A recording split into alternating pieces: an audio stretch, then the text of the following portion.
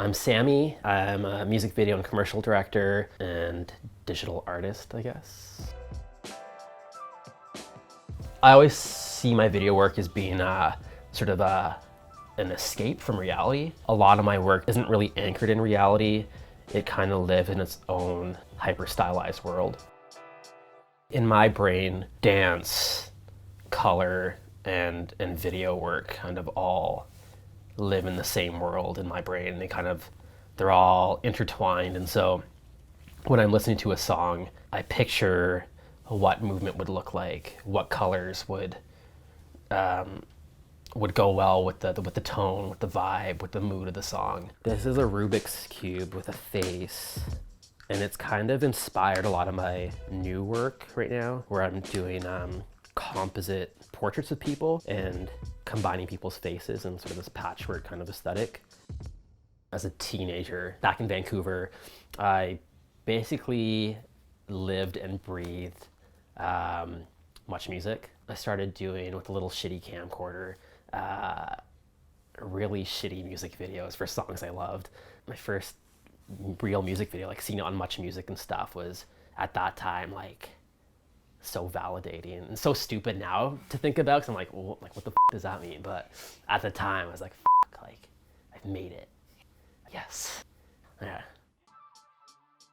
I love Basquiat a lot. Him and Keith Haring, I guess, are sort of my heroes.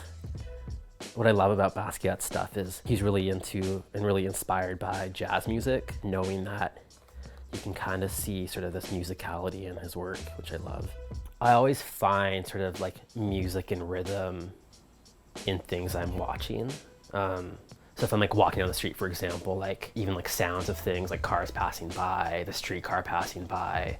If I'm writing a treatment for a music video, for example, I'll just walk around listening to the song on repeat. For some reason, that really stimulates my creative thinking, I guess. Yeah. My pet bat, skeleton, it's a real bat. Definitely really mischievous.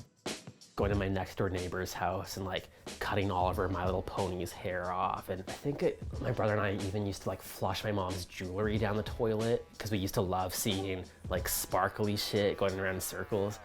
This is a rock I've had since I was like 6 years old. And I used to pretend that it was sort of this like bird's eye view of this magical land that I would go to when I was sad or bored. This is like the trees and the lake.